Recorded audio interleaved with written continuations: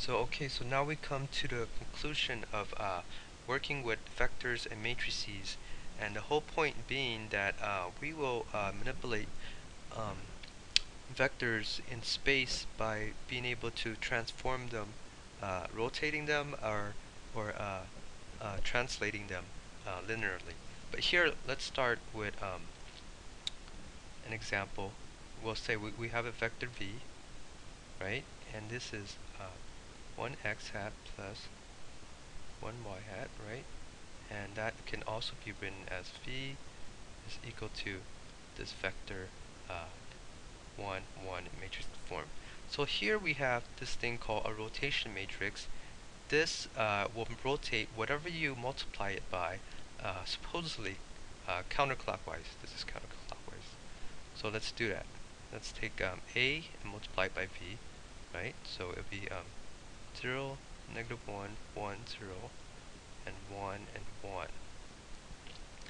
So that equals 0 times 1 minus 1 times 1, right? And 1 and 0, right? And then 0 and 1. So that gives 1. So this equals negative 1 and 1, right? That's a plus right there. So we went from this matrix, this vector at 1 and 1, and we can see how the new vector is moved 90 degrees counterclockwise here to negative 1 and 1. So it did rotate it, and that's really the point of working with these matrices and vectors. So we can shift them, rotate them, scale them. Now, if we did this twice, it would be a squared times 1, right? Now, since a and a is the same, that would probably take us the same place. So backwards and forwards is the same thing. But what if we reflect it, right? So let's call this one R. R, okay? So what if we rotate and then rotate and then reflect? Would that be the same as reflect and rotate? So let's see how that's done. So rotate, we are already seen it ends up with this vector, right? So let's go ahead and take that vector, which was v equals, let's call this v2 equals x equals negative 1 and y equals 1, right? So let's take that and reflect it by multiplying it by the reflection operator or matrix. So that would be 1, 0, 0, negative 1, and then negative 1, 1. So what does that look like? Negative 1, 0, 0, and negative 1, right? So here we see we're going to get a vector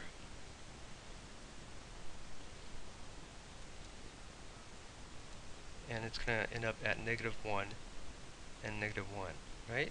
Just as we expected. It was going to reflect it across the axis, right? So here we are. So that's good, right? And it just looks like another rotation.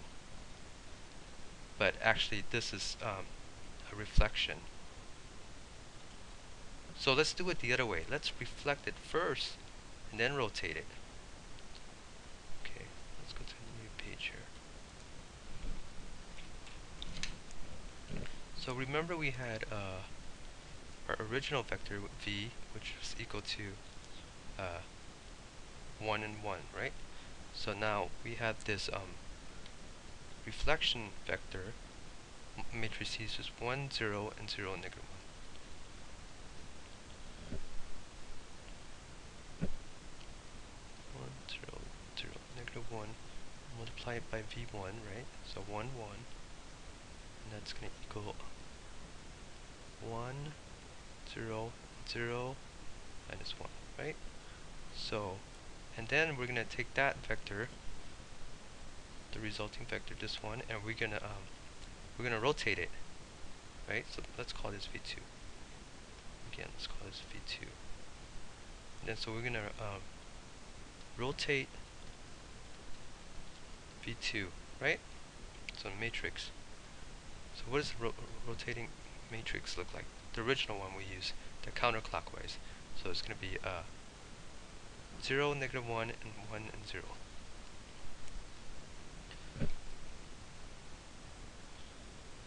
Zero, -1, and 1 and 0 times V2, which is 1 and -1, and that equals 0 plus 1 and 1 and 0. So clearly V3 here looks different from the V3 that was here, right? Because this V3 is what? This V3 is -1 and 1, right? Whereas we'll call this one V3 prime is 1 and 1, right? And we can see that that is that would be, first it would be a reflection from our first vector, which would be 1 and -1, so that goes here, right? And then when we rotate it, it goes back here. So it comes back to the original vector, 1, 1, because we started with 1 and 1, right? So we can see that when working with matrices and vectors, when we have something like A times B is not equals to B times A, right? These are the two matrices. Say we time a vector V in the middle, right? So, and that's what we call matrices does not commute when they multiply. And that's the end of the lecture. Okay. And we're signing off.